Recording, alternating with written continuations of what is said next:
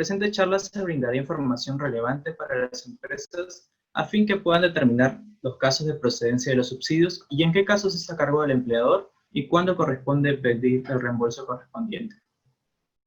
El expositor y ponente de la charla a desarrollarse está a cargo del doctor César Ribeiro Donaire, abogado laboralista, magíster en Derecho de la Empresa por la Universidad Católica del Perú, docente universitario y conferencista en temas de Derecho Laboral y de la Empresa, gerente general y abogado principal del estudio jurídico Ribeiro y M. de Asociados. Esta charla consistirá en dos partes. Culminada una de ellas, se procederá a la lectura de las preguntas por parte de ustedes para que nuestro expositor pueda absolverlas. Sin más preámbulo, le damos la bienvenida al magíster César Ribeiro Donaire e iniciamos con la charla del día de hoy.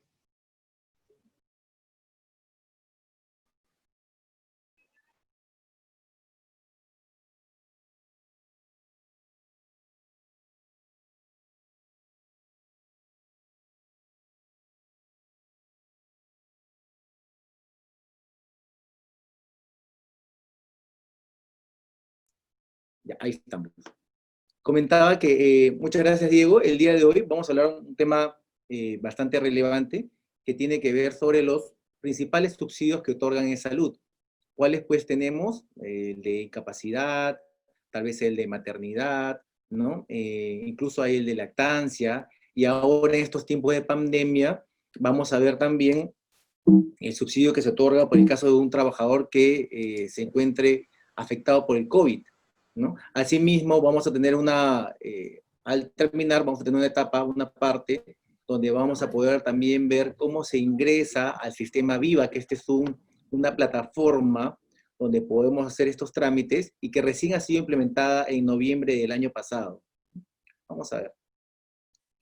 El Seguro Social de Salud otorga cobertura a sus asegurados, brindándoles prestaciones de prevención, promoción y recuperación, ¿no? Dentro de esto, Seguro Social, cuando existe una incapacidad, casos de maternidad, de lactancia, sepelios, o incluso, como ya he comentado, en época de pandemia por COVID, hay unas prestaciones que establece la propia norma para de alguna manera aliviar un poco la carga económica que tienen los asegurados. ¿Quiénes son estos asegurados? Sin ninguna duda, trabajadores que están afiliados a el seguro de salud, ¿no? O sea, los trabajadores que han sido afiliados al seguro de salud. También quienes están afiliados, los derechohabientes, quienes vendrían a ser la esposa, conviviente declarada, los hijos menores de edad, y en el caso de los hijos mayores de edad, siempre y cuando se haya demostrado que estén en discapacidad, ¿no? Se encuentran con alguna discapacidad legalmente establecida. Asimismo, también existe el Seguro Social de Salud potestativo. Quiere decir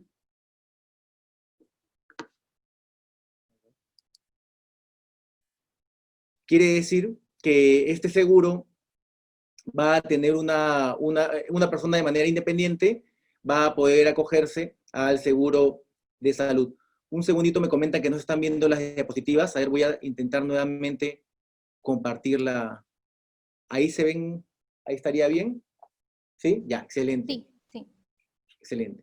Entonces, como ya he comentado, existen estos dos tipos de asegurados, ¿no? Que son los trabajadores de la empresa, también con los derechohabientes, ¿no? Que son los hijos, la esposa, la cónyuge declarada, y tenemos también los casos de los potestativos, que son personas que, no siendo trabajadores de una empresa, desean acogerse y afiliarse al seguro de salud. ¿Cuáles son las prestaciones? Como había comentado, tenemos la incapacidad, entre las más relevantes, maternidad, lactancia, sepelio, y ahora en estos tiempos también un subsidio por COVID, ¿no? El trabajador que está afectado durante los 20 primeros días de COVID va a tener un subsidio, y hay algunos requisitos que vamos a revisarlos más adelante. ¿Qué vienen a ser los subsidios? Son las prestaciones dinerarias, ¿no? Los montos, como había comentado, los montos que va a otorgar el seguro salud, va a entregarlo de alguna manera para aliviar esta carga. La diferencia entre salud y el SIS, que también, como recordamos, en el caso de las microempresas, se da la opción de que el empleador pueda acoger a los trabajadores a salud o al SIS. La gran diferencia es que cuando el empleador acoge a E-Salud y que hay un pago mayor, que es el 9%, ¿no?, de la remuneración del trabajador, es lo que se aporta a E-Salud, en el caso del SIS solo son 15 soles, realmente el costo es de 30 soles, pero es subsidiada a la mitad eh, por el Estado. En el caso de que bien el empleador haya acogido a E-Salud, lo que va a permitir es el otorgamiento. La gran diferencia es que sí prevé el pago de estos subsidios los antes señalados.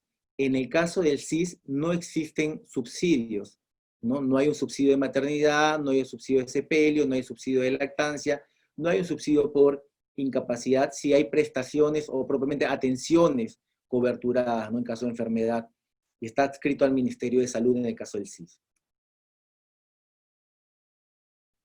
¿Cuáles son los requisitos para que un trabajador pueda ser atendido ante salud, ¿no?, y que esto sea coberturado y que ese costo no se traslade al empleador? Lo que la norma te dice es que el empleador debe haber pagado o 3 meses consecutivos antes de la contingencia o 4 meses no consecutivos dentro de los 6 meses anteriores a la contingencia. ¿Qué quiere decir? Si yo tengo un accidente en octubre, se verificará si en septiembre, agosto, julio y junio yo he cumplido con los pagos, ¿no? Durante 6 meses, como había comentado, 6 meses para atrás, pide como requisito que por lo menos el empleador haya cumplido con 4 veces hacer el pago correctamente o 3 meses consecutivos, 3 meses seguidos.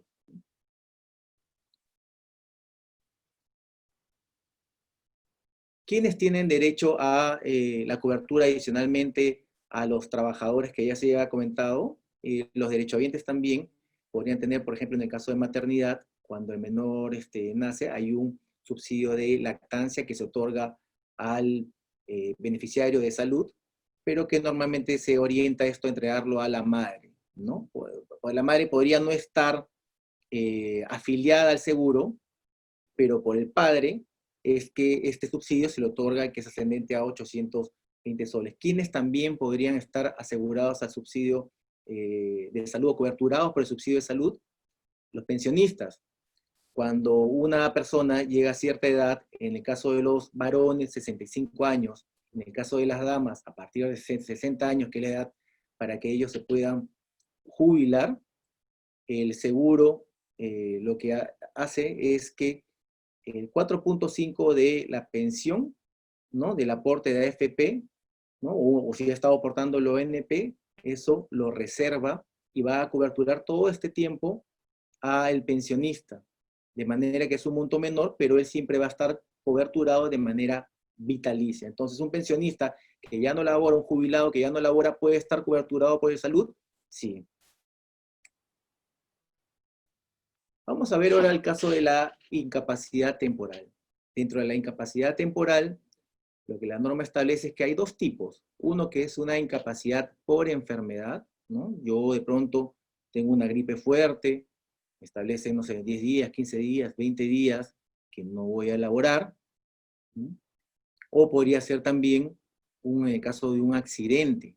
En el caso de un accidente, podría tener 3 meses, 4 meses, ¿no?, dependiendo de la gravedad de este accidente, que yo no vaya a laborar. Y para ambos casos, la norma establece que los 20 primeros días tienen que ser coberturados a cuenta del empleador. ¿Qué quiere decir? Que si el trabajador tiene 30 días de descanso, pongamos por enfermedad, los primeros 20 días está coberturado por el empleador, ¿no? El empleador tiene que pagarlo, sale de su bolsillo, pero a partir del 21º día, día 21, en adelante, lo que pudiera durar esto, ya es coberturado por E-Salud. Que también nos dice la norma que el obligado a cumplir con este pago es el empleador y luego le solicita el reembolso a E-Salud, ¿no? El empleador se encarga de hacer esta solicitud, ¿no?, en ambos casos. Puede solicitarlo, entonces el empleador tiene la obligación de cumplir con el pago todo este tiempo, el periodo durante el cual el trabajador esté en discapacidad, ¿no?, en incapacidad temporal, y luego el reembolso lo va a otorgar salud, se lo entrega al empleador. Una pregunta frecuente que se realiza para estos casos es, ¿y cuánto le corresponde al trabajador? ¿Cómo yo sé cuánto es lo que yo tengo que pagarle como empleador al trabajador por estos días que está de discapacidad? Y que lo que la norma te dice es que lo que nosotros tenemos que promediar son los 12 últimos meses. El mes anterior se empieza a contabilizar a partir del mes anterior a la contingencia. Por ejemplo, desde si yo hoy día me accidenté en el mes de octubre, tendría que considerar a partir de septiembre para atrás, 12 meses, sumo todos esos montos que ha percibido el trabajador, lo promedio, quiere decir lo divido entre 12, y eso es lo que tengo, como consigo yo mi base imponible, ¿no? Pongamos un ejemplo, un trabajador gana 1.000 soles, todos los meses, se accidenta en el mes de octubre, yo contabilizaría a partir de septiembre para atrás 12 meses, y ese monto, que sería los 1.000 soles, o sea, los 12.000 soles lo divido entre 12, me va a salir 1.000 soles, y eso es la base imponible que yo tengo para considerar cuánto tengo que pagar al trabajador. Esta base imponible, ¿no? Una vez que yo tengo este monto, que en este caso divido entre 12, los 12.000 soles me saldrían 1.000 soles, lo divido entre 30, porque es el número de días que considera la norma, el mes, en materia laboral, no es de 28, ni de 31 días, ni 29 días, siempre es de 30. Así está establecido por norma para facilitar este tipo de cálculos. Entonces, sobre esta base es 1.000, lo divido entre 30, tengo cuánto me cuesta el día del trabajador, y eso lo multiplico por los días de incapacidad que tendría que subsidiar, que tendría que yo solicitar el reembolso a E-Salud, obviamente descontando los primeros 20 días. Otra consulta interesante, ¿no?, donde hay dudas, es en el caso de las incapacidades, ¿qué sí se considera?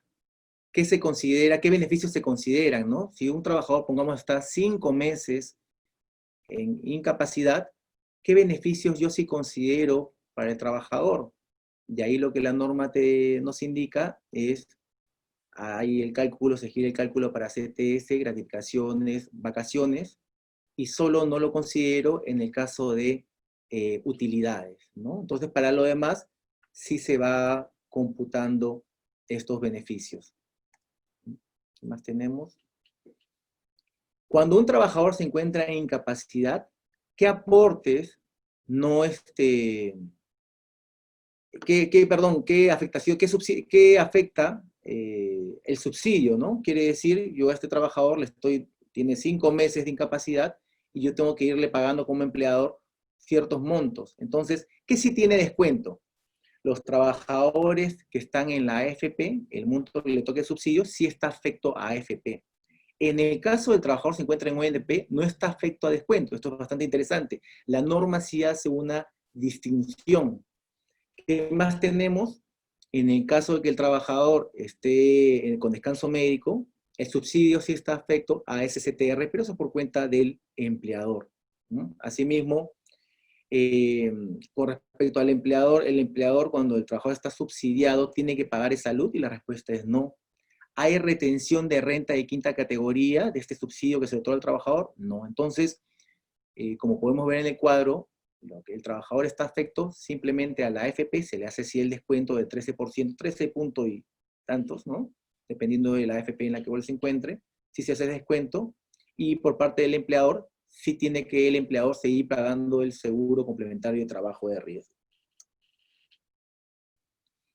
A veces puede pasar, y es típico, que el empleador también, porque a veces se complica el tema de recuperación del subsidio por parte del empleador, ¿no? A veces el trabajador no lleva toda la documentación, hay casos en que no lleva toda la documentación, y también hay un plazo máximo para que se pueda solicitar estos reembolsos, ¿no? Y hay empleadores que lo que hacen es que piden que el trabajador haga el propio trámite, y que ellos mismos cobren directamente el subsidio ante salud, y ya no interviene ahí el empleador. El problema está que ante el rechazo del empleador de otorgar el pago, como había comentado, la norma exige que el empleador pague la remuneración, el monto, la base imponible mensual al trabajador y después se le pide el reembolso a de salud. Pero ¿qué pasa si el empleador dice, bueno, yo no, prefiero que se haga de frente el trámite, te voy a negar, no te voy a estar pagando, y recién cuando me pague salud, yo te voy a otorgar esos montos? El problema en esos casos es que podríamos incurrir en 4 tipos de infracción. La primera es la infracción grave, que está regulada en el artículo 24.4 como se indica, y es no pagar u otorgar íntegra y oportunamente las remuneraciones y los beneficios laborales a los que tienen derecho los trabajadores por todos conceptos, ¿no? Y ahí vemos en la tabla para cómo se divide para el caso de las microempresas de 0.11 a 0.45, para el caso de pequeña empresa 0.45 a 4.5, ¿no? Y no MIPES a 1.35 hasta 22.5 ITs. Vemos que las multas son bastante altas, mucho cuidado ahí, ¿no? Con tal vez exigir al trabajador no querer otorgarle los pagos que corresponden, porque el trabajador podría ir ante el Ministerio de Trabajo o la SUNAFIL y vamos a tener este tipo de multas. Y de ahí están las multas muy graves, ¿no? ¿Cuáles se configurarían? El incumplimiento de las disposiciones relacionadas con las licencias, permisos y el tiempo en trabajo en general.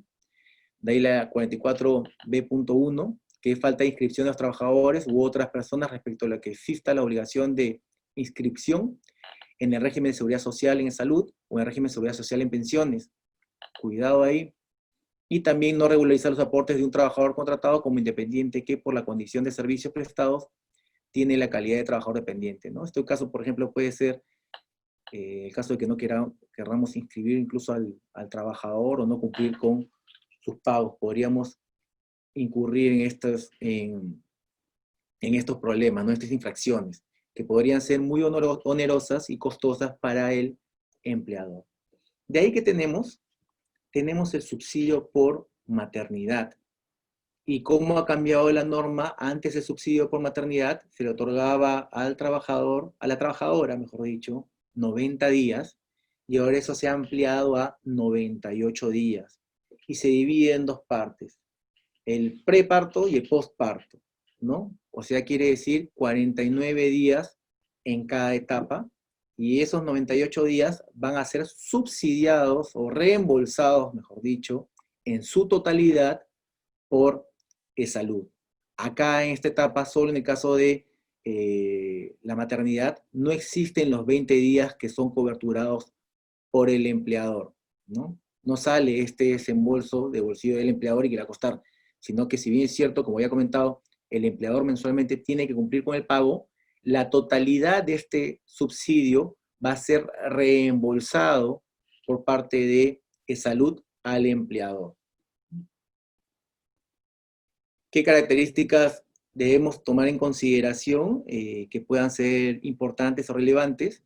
Es que este subsidio, cuando es otorgado a la madre, ¿no? Esta persona que ya, a la gestante primero y después madre, ¿no? Se le da por 98 días, pero si es que tiene un parto múltiple, quiere decir más de un niño que nace, podría pasar esto, se le otorga 30 días más de subsidio. Quiere decir, tendría 128 días de descanso, ¿no? Y también puede pasar en el caso de que el niño nazca con algún tipo de discapacidad demostrada, certificada, y se le otorgan estos 30 días. Los 30 días no es por cada hijo, es en total, no importa cuántos puedan nacer, podrían ser trillizos, e igual se le otorgaría como máximo los 128 días. ¿Cómo se calcula el promedio para saber cuál es mi base imponible? ¿Cuánto yo tengo que pagarle a la trabajadora mensualmente y después le voy a pedir ese reembolso de salud? Hacemos el mismo cálculo. A partir de la fecha de concepción, la trabajadora entra en gestación en octubre, concibe al menor, se contabilizaría los sueldos que ha tenido a partir de septiembre, 12 meses atrás, se saca el promedio, se divide entre 30 y eso se multiplica por el número de días que va a estar subsidiada, y tenemos el monto exacto que tenemos que hacerla, por la cual tenemos que hacer la declaración y solicitar el reembolso ante salud.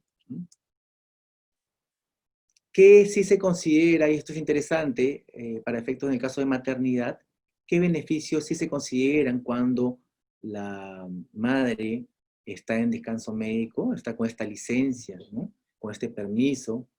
Se consideran todos los beneficios sociales. Quiere decir que se consideran si computa el tema de las vacaciones, si computa la compensación por tiempo de servicios, gratificaciones ordinarias y participación en utilidades. Quiere decir que la norma ahora, que se ha modificado porque antes no era así, lo que hace es reconocer todos los derechos a la gestante, ¿no? Como si ella hubiera trabajado siempre. A diferencia de incapacidad, que como también se había comentado, la única diferencia es que también se reconoce, pero no se reconoce con relación a la participación de utilidades en el caso de incapacidad. ¿Dónde está afecto en el caso de los subsidios? Los subsidios sí están afectos al descuento de AFP. Si la trabajadora está inscrita ante la AFP, sí habría que hacerle descuento del 13 punto y tantos por ciento según la aseguradora, ¿no? También el empleador estaría a cargo de pagar el SCTR. No se puede dejar de pagar el SCTR, ¿no? A pesar de que esté con descanso médico y se va a estar 3 hasta tal vez 4 meses, igual el empleador mensualmente tiene que seguir cumpliendo con este pago. Si está la trabajadora aportando la ONP, ahí sí no se hace ningún tipo de descuento, se le podría convenir. El empleador, durante el tiempo que el pre y posparto, ¿no?, de la trabajadora, no tiene la obligación de pagar ante salud, y tampoco existe retención de renta de quinta categoría, ¿no? No se hace este descuento durante este periodo. Y las infracciones, como podemos ver, son prácticamente las muy similares, ¿no?, a las que habíamos indicado. Ahí tenemos una infracción grave, que es no pagar o otorgar íntegra y oportunamente las remuneraciones. 25.6, que es el incumplimiento de las disposiciones relacionadas con licencias, permisos de tiempo de trabajo en general. 44B1, la falta de inscripción de trabajadores u otras personas respecto de las que exista la obligación de inscripción. Y no regularizar los aportes de un trabajador. Como vemos, no cumplir con la gestante, con la madre, con relación a los pagos que corresponden otorgar, podría generar unas multas bastante altas al empleador, ¿no? Y que estas van a ser dimensionadas dependiendo si la empresa es una micro, una pequeña o una no MIPE, ¿no? Una empresa regular que no está inscrita en ninguno, ni como pequeña ni como microempresa. Veamos. Lactancia viene a ser el monto que establece el Estado, es el subsidio que otorga el Estado, para de alguna manera aliviar la carga que tienen los padres al momento en que nace el menor, ¿no? Entonces, ¿a cuánto asciende este monto? A 820 soles. Necesariamente, si la madre que ha tenido al menor no está afiliada, con eso se afectaría y no cobraría, basta que el padre esté afiliado de salud y podría hacer el trámite para cobrar los 820 soles, pero la norma establece que a quien se le tiene que entregar es a la madre. Si la madre hubiera fallecido, Dios nunca quiera, pero hubiera un hecho pues que al momento del parto fallece, se le otorgaría este monto al padre, que es el tutor, ¿no?, del menor. Y hay un subsidio nuevo, temporal también, ¿no?, que es durante este estado de pandemia, que nos dice, como vemos, sabemos, el COVID nos ha golpeado en general a nivel mundial y ha hecho que muchos trabajadores puedan verse afectados, y en general las personas, ¿no?, nuestros parientes, amigos y trabajadores. Entonces lo que el Estado ha establecido es que para los casos de trabajadores que hayan sido detectados con COVID y que no perciban más de 2.400 soles, ojo ahí, hasta 2.400 soles, y se le otorgue un descanso médico, los 20 primeros días van a ser coberturados por eSalud, ¿no? Quiere decir que ya no sale del bolsillo del empleador, o sea, paga sí, pero ese reembolso lo otorga eSalud. Esos 20 primeros días, al igual como en el caso de la madre, ¿no?, el subsidio por maternidad, van a ser coberturados por salud. ¿Qué nos exige salud como requisito? Bueno, que el trabajador esté afiliado y que también exista un hisopado positivo. ¿Y qué quiere decir este hisopado positivo? Lo que está exigiendo es que se tenga una muestra, una prueba, de la prueba, famosa prueba molecular, donde se acredite que efectivamente el trabajador ha tenido COVID. Se hace esta solicitud con la documentación correspondiente a través de la plataforma Viva, a la cual vamos a explicar más al detalle, y el Estado tiene un plazo muy corto, máximo 5 días, para realizar el reembolso. ¿Cuál es la recomendación para estos casos? Que se tenga una cuenta afiliada o se abra una cuenta a nombre del Banco Continental, que es con el que está trabajando Salud. Ahí, como habíamos comentado, incapacidad por COVID es pagado por el empleador por los 20 primeros días de incapacidad, ¿no? Es financiado por el Ministerio de Economía y Finanzas. El reembolso, como había comentado también, se realiza en el plazo máximo de 5 días. Es excepcional y temporal, pues es un subsidio nuevo, pero que, pasado la pandemia, es posible que se omita, ¿no? Y el reembolso podrá solicitarse hasta 6 meses después del término de la incapacidad. Tomar en consideración, sí, no quisiera eh, terminar la charla sin comentar que para los reembolsos que tiene que solicitar el empleador por el caso de incapacidad, maternidad, incapacidad por COVID, etcétera, lactancia, el plazo máximo que tiene el empleador es, luego de ocurrido el hecho, que en el caso del descanso médico haya terminado, en el caso de maternidad que haya terminado el posparto, en el caso de incapacidad por COVID, cuando ya se haya terminado el descanso que se ha otorgado, el empleador solo tiene hasta 6 meses para solicitar este reembolso. Luego de esos 6 meses, ese derecho de exigir este reembolso prescribiría. Quiere decir que ese derecho de acción, esta posibilidad de poder reclamar este monto, por más que corresponda, por más que yo haya cumplido con pagarle al trabajador, perdería la posibilidad de solicitar este reembolso. Así que mucho cuidado ahí, ¿no? Hay que tener bastante cuidado, ser muy cuidadosos de hacer las declaraciones de manera correcta y también solicitar el reembolso dentro de los plazos correspondientes.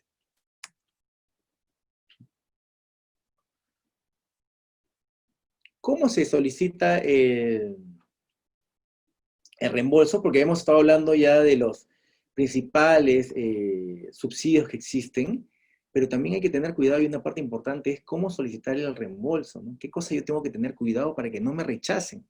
Y acá vemos. Se solicita reembolso de subsidio por maternidad e incapacidad temporal para el trabajo. Para solicitar el reembolso se debe estar al día en el pago de las aportaciones. Mucho cuidado ahí, ¿no? Siempre estar cumpliendo con las aportaciones de manera mensual. Nos están exigiendo un formulario que se ha cambiado, que ahora es el 1040, es un formulario que hay que llenar, presentarlo, cumplir con el tema de los pagos y presentar la documentación o requisitos adicionales que nos soliciten. ¿Cuáles tenemos? Y los plazos, ¿cuáles tenemos dentro de estos plazos? Incapacidad temporal para el trabajo, 6 meses contados a partir de la fecha que termina la incapacidad, como había comentado, el plazo máximo. Maternidad, igual 6 meses del periodo de posparto.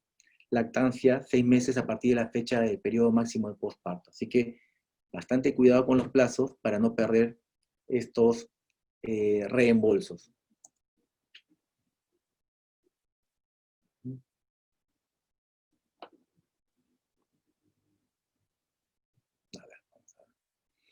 Y acá vamos a ver una pregunta recurrente también que nos hacen en estudio, porque esta famosa ventanilla Viva, ¿no? Que ha sido creada recién, como comentaba, desde el año finales de 2019, y esta plataforma ahora, en este tiempo de pandemia, nos sirve también para hacer muchos trámites, no tener que ir de manera presencial ante salud, lo cual podría ser bastante peligroso, y teniendo en consideración también que muchas personas con COVID se atienden. Vamos a ver qué nos dice la famosa plataforma.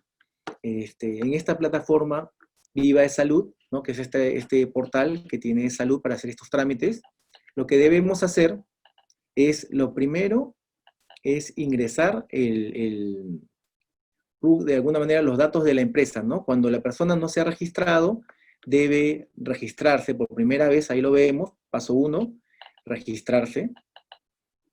El paso 2 es añadir ahí el tipo de documento correspondiente por parte de la empresa, ¿no? En el caso de RUC, ¿no? Poner cuál es el documento que corresponde y que nos va a poder acreditar para poder inscribirnos ante salud. ¿Qué más tenemos?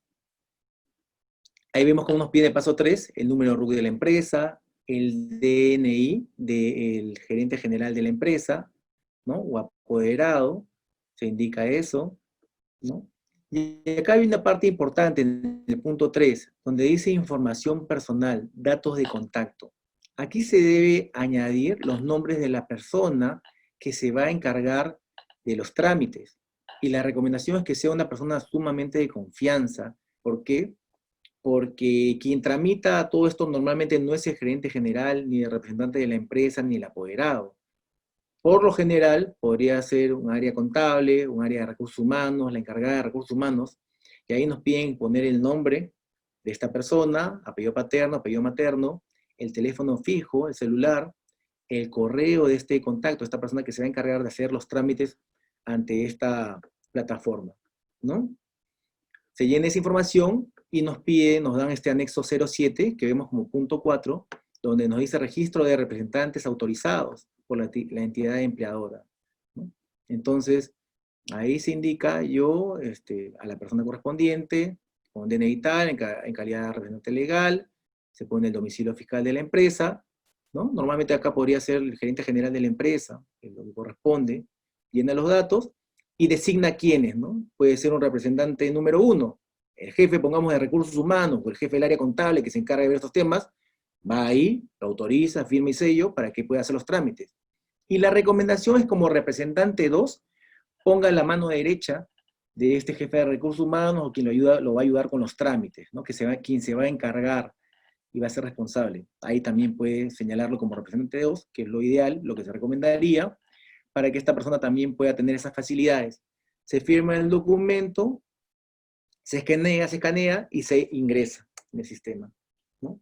¿Qué más nos solicitan? Nos solicitan el nombre de la madre, el nombre del padre como medidas de seguridad, y ahí se pone un clic en el punto 5 para agregar la información.